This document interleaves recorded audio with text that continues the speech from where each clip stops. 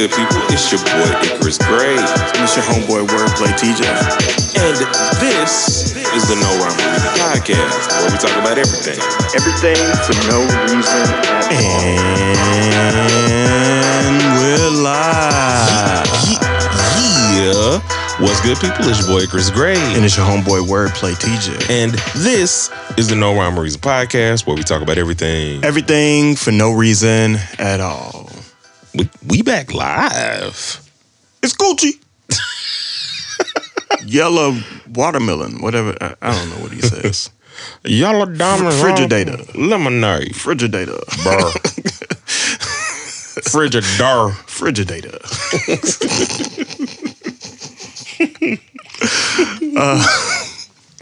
So let's get this thing cranking. By the way, folks, we are live on YouTube in this episode. If you want to catch us live anytime, we're going to try to go live every Saturday. Don't know an exact time just yet. It's going to be a little bit of a struggle while we get the kind of logistics settled, but we're going to do it regardless. And so that's where I'm looking to you to pay attention. and to join us in the chat whenever you see us live so that we can have a interactive conversation.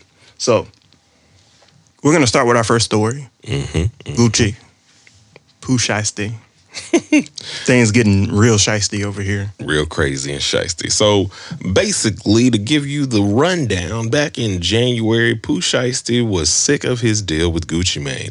So he set up a meeting with him in Dallas at the studio. And then... Who's Dallas? He was in Dallas. Oh, sorry, in Dallas. In Dallas. In Dallas. And then, so they came in, expecting to be a meeting. Pooh Shiesty and his pops pulled the AK pistols out, allegedly, and basically tried to get Gucci to sign him out of his contract or whatever, which, you know, legally wouldn't have stood in court anyway. They were apprehended. Fast forward to about a couple weeks ago. Basically, Pooh Shiesty is going to prison for a very, very long time. Could be considered life with the amount of time he got. And Gucci decided to release a diss track, Crash Dummy, basically giving us play-by-play of what happened in January. But I don't...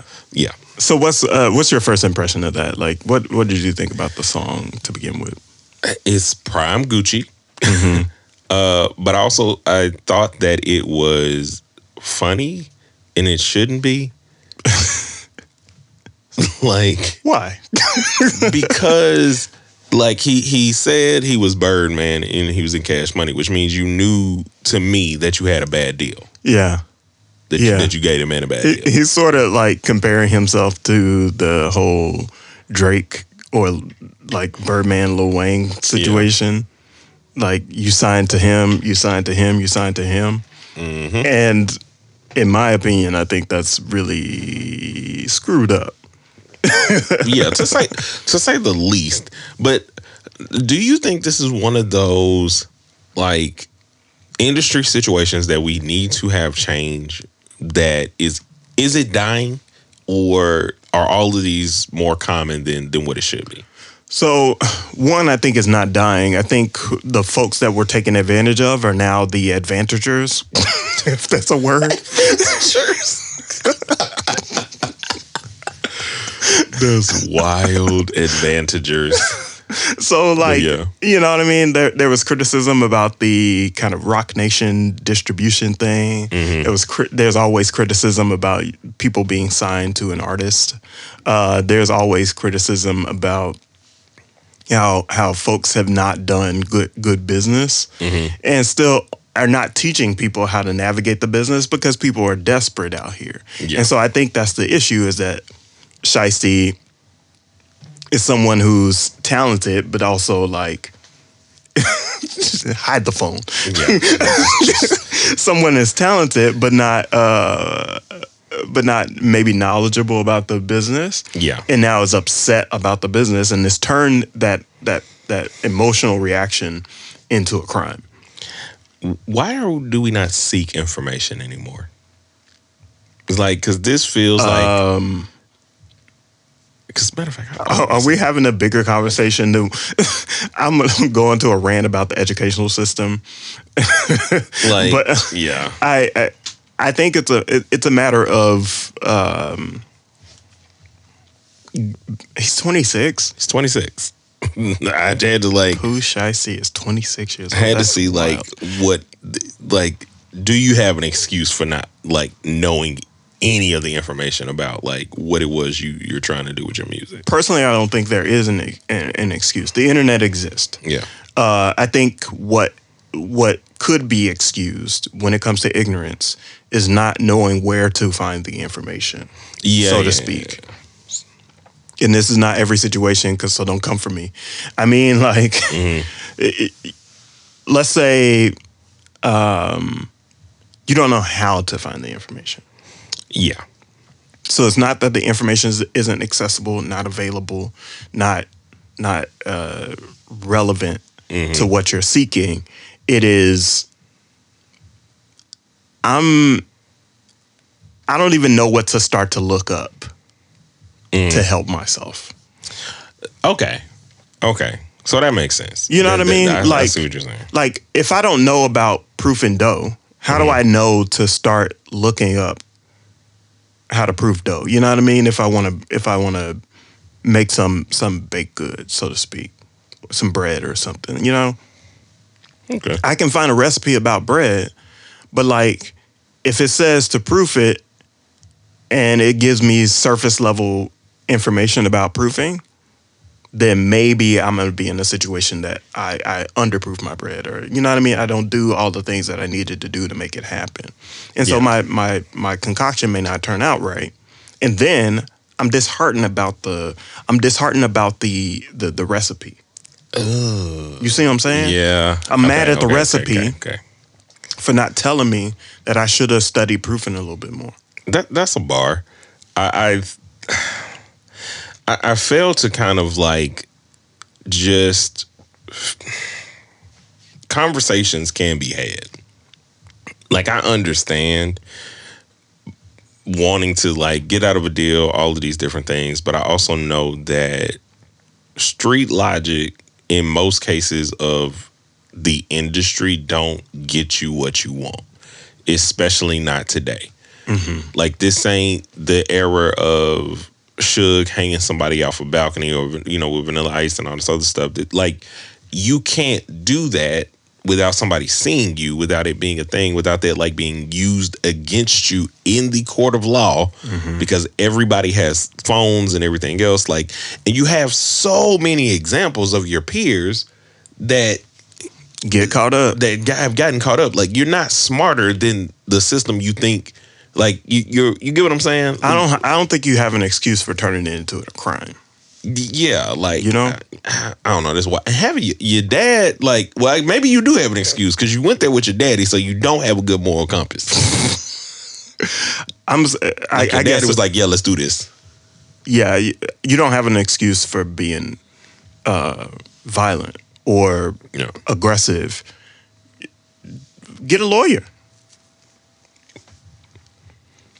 What are we gonna do? Like, do a show? Yeah. You got cachet. You got a catalog. Do a show. Pay a lawyer. Keep doing shows so you can get what you do. What do you think about? Because there was a lot of commotion about people feeling like Gucci Mane's "Crash Dummy" was like a big, huge snitch song where he's out here snitching. He said, well, number one, if somebody's already prosecuting you, and there's a DA, there's charges being brought, folks don't want to waste their time on a. They're not like Christy Nome, and they're not gonna go out here and waste their legal cash on fake cases. You know what I mean? Her husband might. They're not the they're not the district attorney in Georgia trying to try Young Thug. You know what I mean? Yeah. Just wasting taxpayers' money. I don't feel like these people are coming out of ignorance to try to try this case. They have all the evidence Yeah. already. And we don't know that Gucci sat down and made any testimony, to my knowledge, at least. I haven't researched. I think it was about the Crash Dummy song. They felt like that was snitching. Well, you like all he said is you brought me to a meeting, and then some things happened. Like, you set me up, but wouldn't we already know those facts? I mean, pretty much. That's like the reason why we're January, talking about this in the beginning. This is like, we already know this. This is duh. And just for him to say, like, after all you did, you still signed to me. Yeah. Like, you did all that, didn't get out your deal. Now you finna spend time in jail, make no money. Hopefully, like, I would hope, like, as a business owner, even regardless of what they did, you feel betrayed and all this other stuff, you still should put money on that man's book, since you like bragging about the fact that you you got the deal. Like, but he already put money on his books. But that was from his previous stint. Yeah, but not from now. He said, "I've already taken care of you, so like, I don't owe you nothing." Well, definitely not at this point. But anyway, that's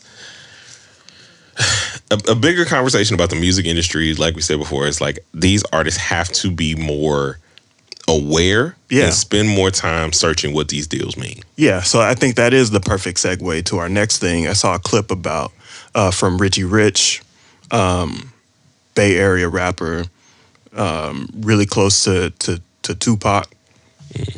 In his coming up, signed to Def Jam at the time. And he is telling a story about how the entire music business and the music industry is all payola. They pay to play. They pay for your success. And if they aren't paying for your success, you probably got some problems.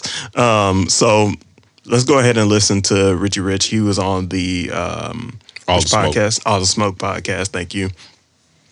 And talking about his time with Def Jam. And it's dangerous. I'm a street nigga, so I can see it. Niggas in there with pistols and all the shit, and I ain't making no money. Right. So we get back to New York. I tell Leor and Russell, I said, you know what? I don't think I want to do this shit if it ain't no money in it. Leor told me, he said, let me tell you something about the music shit, Rich. He said, this shit is all payola. He was like, I can make your grandmama the hottest bitch in the country. All I need is 6 months. Wow. He said, ain't none of this shit real. He said, the reason we telling you this because you a solid motherfucker. He said, so if you want to fuck around with it, it's good, but we just gonna let you know that ain't none of this shit real. So the Seasoned Veteran album dropped. Let's Ride was the first single. That's back when the music box was out. When you used to watch the videos, you call and do the shit, right? Come on. Shout Nigga, out I'm to sitting the inside my music mama house, Jack. How I saw the music box Hot come on. Girl They say a lot. number one debuting this week on the box. Let's Ride. I'm on. I'm like, nigga, I'm number one. I call Leor. I said, Leor, I'm number one on the box. He said, I know, Richie, we bought the spot. Give me a minute, I'll call you back. Wait, run that back. That's I feel like how I it walked go on too, it. dog. I'm number one on the ride. I'm on. I'm like, nigga, I'm number one. I call Leor.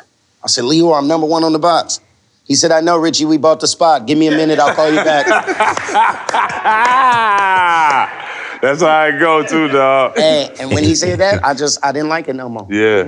I didn't, because I really thought that people fuck with me because of what I did. But you come from the authentic grind. Right. Yeah. So I thought it was real, right? I remember going up to KMEL. You know when you listen to the radio, you hear niggas say, this LL Cool J. Yeah, so this is a wild situation, and I don't think this is a secret for anybody. No, not really. I think plenty of people understand that the music companies have billions of dollars really at their disposal to not only hire the right staff to promote your song, but also connect with folks that promote records, to have access to the biggest playlist in the streaming era. They have access to all of the media outlets or the best PR agents, the festivals, all the things that will help promote your work. Whereas independent artists generally do not have that revenue, generally do not have that spend power. It's like being up against. It's like being a local store and being up against Walmart or Amazon. Like, you can still get money as a local store, Right? but you're not going to be like nationwide distributed. Is on your side. We are old. But he has a great point. And so I think what we need to talk about is like, why is the music business need to be this corrupt? Need? Or, well, Where do you want to take it? I think, and I said this off air as we were like prepping, I was like, man, I got to start questioning my own sanity as to whether or not I actually like music. Now, I know I find people, or I feel like I find people Got it. who are like under the radar or whatever, definitely don't have like millions of viewers. Like, I'm a huge El Mean guy. He's with Def Jam as far as I can tell. And he just dropped the album, and in my head, I'm like, man, this dude should be everywhere. Like, he's a dope artist. But is he not everywhere? You know what I mean? Yes and no. Because the numbers, in terms of what we would consider the numbers in terms of whatever the payola is today, should equal you millions of views. Even if it's not equaling you millions of dollars, if you're still within the 100,000, maybe you get 300,000 plays, that to me feels like organic at this point.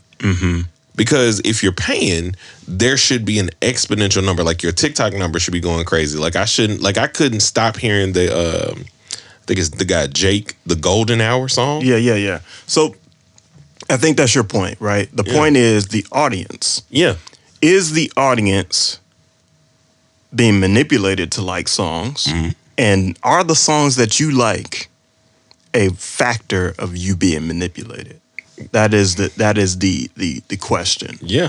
And so how do you feel about potentially being manipulated into liking the songs that you like? I don't like it because that's not the kind of shopper I am. Like, if a car salesman comes to me trying to sell me on a car that I do not like, you're not winning. Yeah. I've already researched what car I want, how much I'm willing to pay.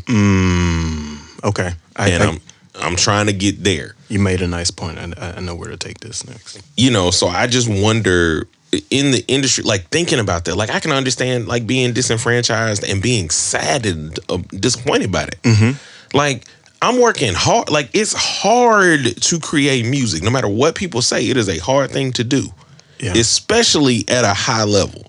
So how do you like reconcile with that? Like, how do you feel about like any of the things that you do within this industry, even as an independent artist? Yeah. So I'll share my point after I make this first point. Okay. So what you said helped enlighten me on who is susceptible to the programming. Right. It's not the early adopter. It's not the person that goes to the blog and like is searching for songs. It's not the person that is going through playlist and searching for songs. It's not the DJ. It is the individual who is passively turning on the radio in the morning on their morning commute, or listening to a playlist on their morning commute, and they find a song that has been programmed to them. They are the majority of the audience, not the early adopter, not the kind of early majority. It is on the bell curve, it's everybody in the middle. Yeah. Right. And so from a marketing point of view, you need to spend money. If you're an agency, you need to spend money to get past all of those early adopters, because what early adopters don't do is promote you. That is a fact. They will not go out of their way, unless they are a curator.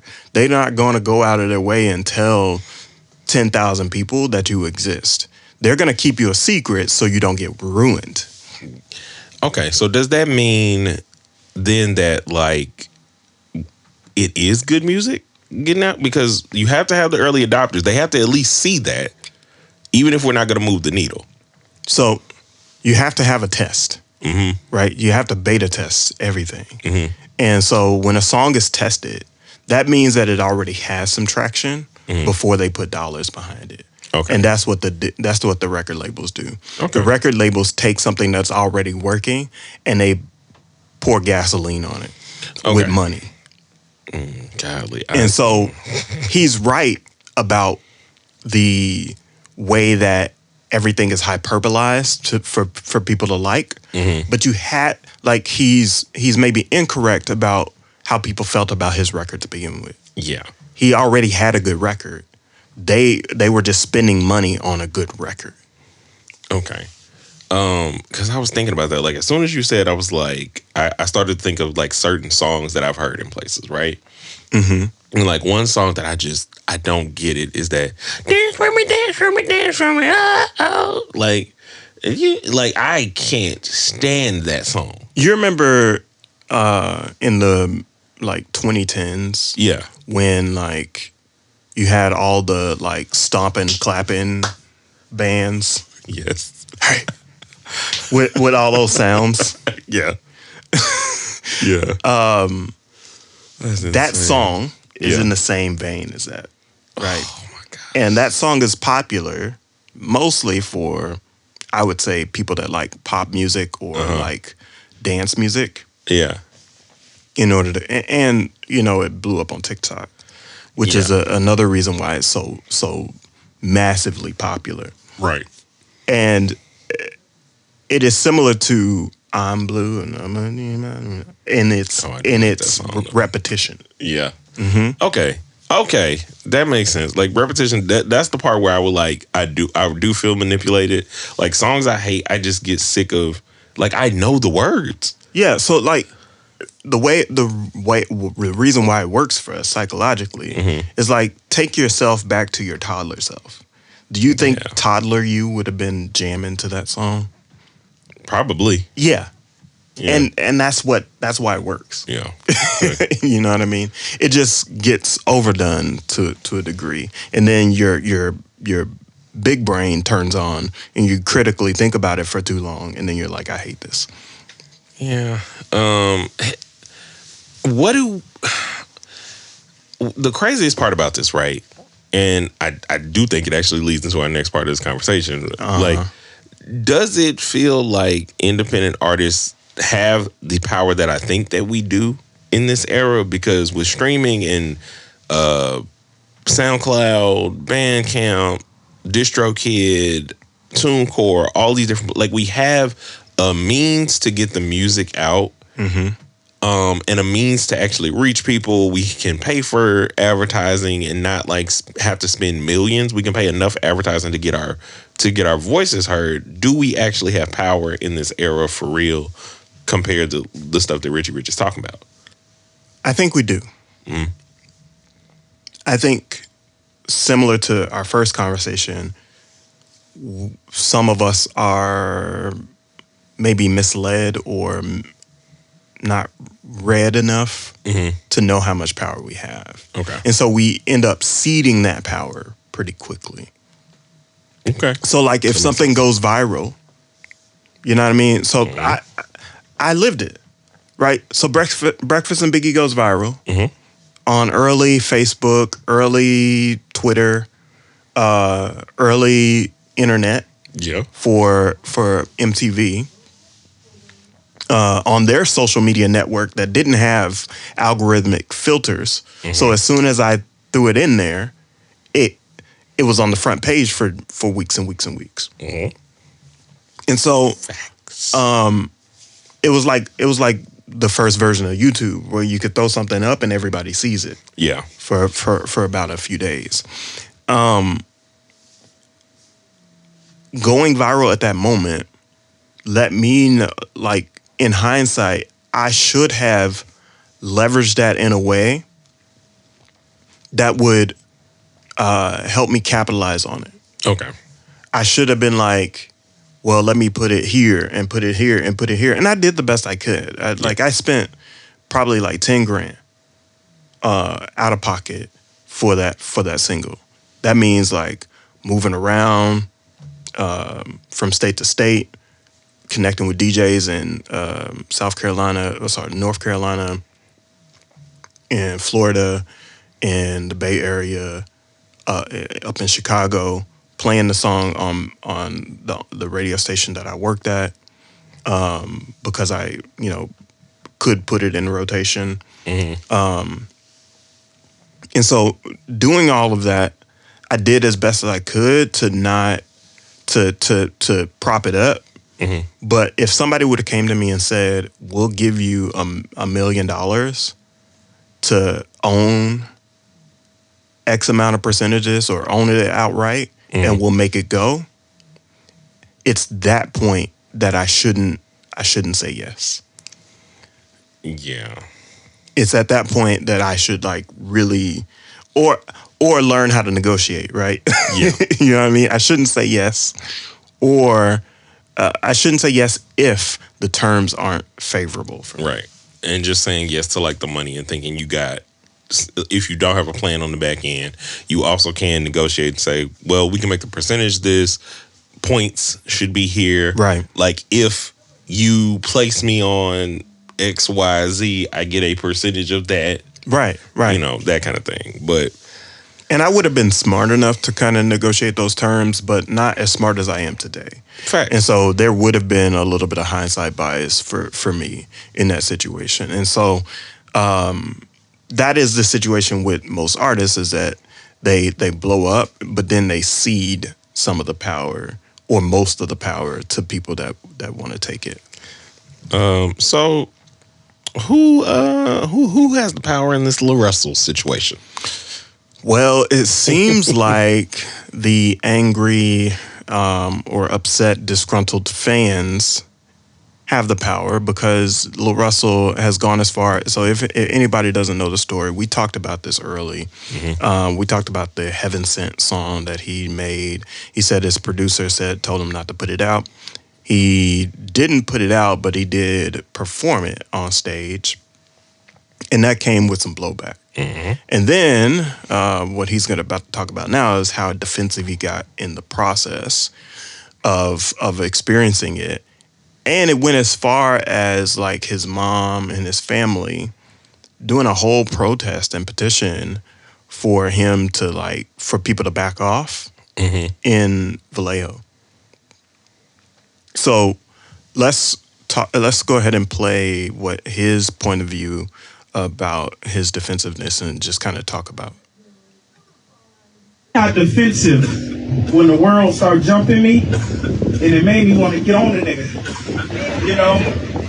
It made me want to fight back. That's how I was taught. Somebody hits you, you hit back. And that's how I was taught, but that's not where I am in my journey now.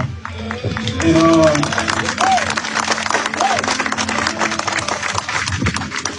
people got to witness me be human, and I got nasty for a bit because I was in defense. I felt the way. I felt like people was targeting me. And part of me, my ego felt exempt. Not from critique, but from people belittling me and berating me. And I had to realize I'm not exempt because of any good that I've done. They did it to Marty. They did it to Jesus. None of us is exempt from that. I stand on my art, but I got defensive when the world... Another? No, there wasn't more to it in the clip. So we do have kind of limited context to move off of. We can't really speculate about what else he said, but I think, where are you at with his point of view? Some people are saying in the comments that this is not an apology. I don't even think he's apologizing. I think he's saying that this was my frame. I also think that he just says things sometimes and doesn't think about it. Because even going they did it to Martin, they did it to Jesus. Why are you comparing yourself? What are we doing? I get what you're saying, and I get what you feel, and I don't agree with this comment that said the music is mid and the apology is mid. Yeah, so the personal attacks, right, on his art, on him as a person, I think are a little not even just half baked, but they're just unnecessary. Yeah, because think about this, fam. In the independent era, he sold what he sold. Right. And that is difficult to do. If I give props to Nipsey for doing it, I'm going to give props to Larussel for doing it. Because they did it in their own way. They set their terms and they went to their fans. Yeah, let's separate the trolls, though. Because there are some people that are on topic. Yeah. But I think in terms of what he said, right? You didn't really say anything other than, well, I just didn't think people could critique. You didn't say anything about, like, oh, okay, I saw it wrong. I called it wrong. I didn't understand that I was being insensitive in this way to people. Yeah. Because I need to be very clear on my stance when dealing with these type of things. Not trying to, because like when you're trying to bring people together, it is never easy to quote unquote show a mirror to somebody who is not ready to look at themselves in the mirror or look at how they treat people when you're a victim in the middle of being hurt. Yeah. And I don't know if he's apologized, right? The trouble is that he's not on social media anymore. So the only people that get to experience his words are the folks that see him in person, or the folks that are going to see him on tour. Maybe he'll make a song about it. Maybe he will, put that out, or maybe he will return to social media at some point. But currently, like, there's some factor that's missing here. I feel like it's the factor of like, and this is the crux of independence. When you're independent, you control your circle, you control the things that are around you, which makes you sometimes very limited. It protects you because you need that in a certain way. Yeah. But like I think about Drake in this situation, right? There's too many people in his camp at this point that were like, yeah, this beef is what you should do. You know what I'm saying? Like there was nobody that was like, I don't really know about that. Like what, like how are you trying to approach this? What are you trying to do with this? Like having a secondary or a third opinion and actually valuing it enough to make like intention decisions. Him not apologizing at all is kind of like, I understand how America works. Majority of the time, they're going to make you apologize for the rest of your life if you apologize, if you bow down, whatever it is. But sometimes, like I said, know who you're apologizing to and let that be the apology. Yeah. Like, he didn't even try, it felt. Yeah, so for me, I think it's we got to see. We got to see what happens. Am I riding with him right now? As an artist, I'm not writing him off. You know what I mean? Oh, yeah, true. I still want to see him succeed. I'm not that much of a fan that anything that he said has been hurtful to me, so to speak. Yeah. Like none of what he said I have taken personally. I was like, yeah, he maybe shouldn't have said that, but like it's not bothersome to me. You know what I mean? Yeah. Personally. So I think right now the hope is that he recovers, he's thoughtful, he's reflective of what he's experienced, and kind of moves forward. There is a side note that I have about Larussel. Okay. And this comes from his team. One of the podcasts that they do is kind of sharing insights about their business. And we started this by, or in the middle of the show, we talked about kind of payola and ways that labels will market you. Did you know there's a thing where agencies will create social media profiles to market a thing that you are promoting across multiple different social media profiles? Wait, what? So they're like kind of ghost profiles in a way. Okay, yeah. They are owned by one agency.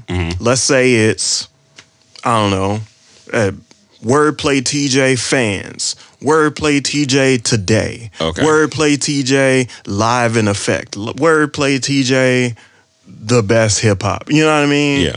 Or the agency will create those profiles, and then what you will do is create some social media thing and put it out on your profile, and then it will seed the other profiles. And then there is a thing called seeding where you will seed to like all the blogs. Okay. So like Hot New Hip Hop and Hip Hop DX and whatever it may be. What is it? The messier blogs too. Shade Room. Yeah, and all yeah. of that, yeah. Yeah. So you then seed that clip to the other places. That is the new payola. Yeah. So what I feel about it, as I understand it, is like, this is why I feel like, again, we talked about education earlier, but the lack of education in terms of like checking your sources thoroughly, like having a second or third, like they gotta have been checked by this person and that person, and then you have to actually know where those companies come from. It makes me think about the DOJ woman that got fired, which we were talking about earlier, and how in that, if you like small research, let people know like, yo, this company that you're saying did your commercials was only created like 5 days ago. Right. There's nothing legitimate about this. And it's owned by one of your friends. Like, you know, like, yeah. You didn't even, this like 5 days. So I don't even have time to, like, there's, you know. But it's like mass scale cheating in a way. Yeah. Right. It's like, and I say cheating in a very loose way. I mean it like an athlete taking steroids. You got 10 different profiles, and you connect them all to a dashboard that you're paying maybe, you know, $30 a month, $100 a month to put out all these social media posts, and then you sprinkle all these posts out across these profiles, and then you got some mechanisms to go and like all the posts and comment on all the posts and like interact with people in real time who are doing this organically. And so you're like manufacturing, if I can say that, manufacturing organic reach. You know, you see what I'm saying? Yeah, like but how can that's an oxy? But it kind of more so feels like, so we can go to the mall over here or whatever. There's this Chinese food spot, right?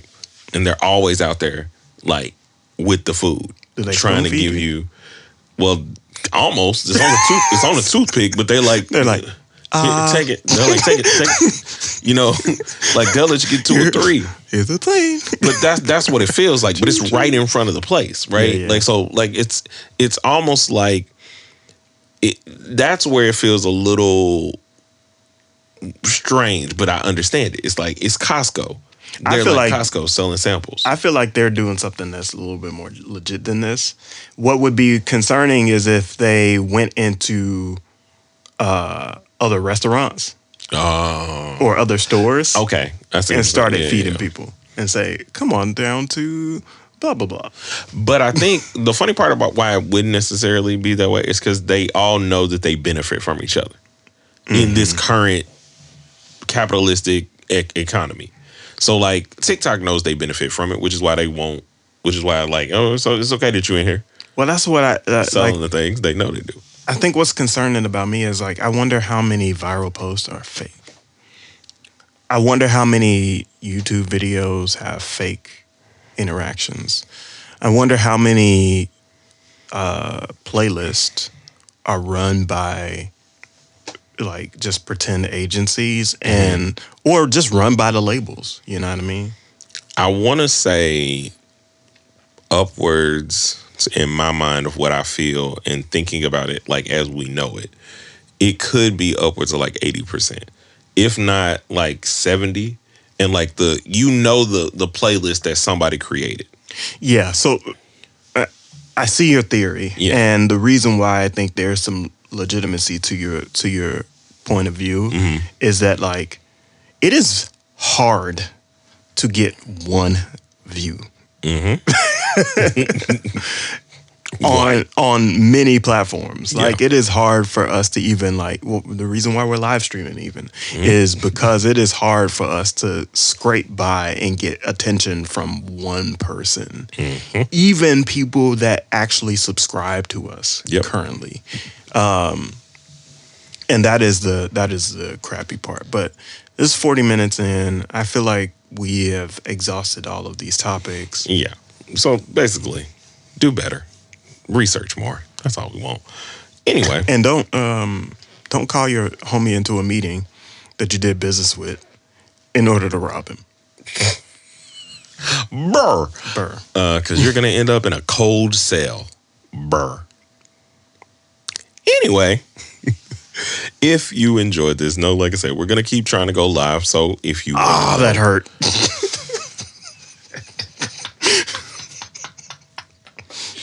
If you want to know when we're live, make sure you subscribe, hit that notification bell so you can know when we're doing it. We'll do it every week, and you'll still get the VOD later on during the week. We'll see you in the next piece. A 1 and a 2, and peace.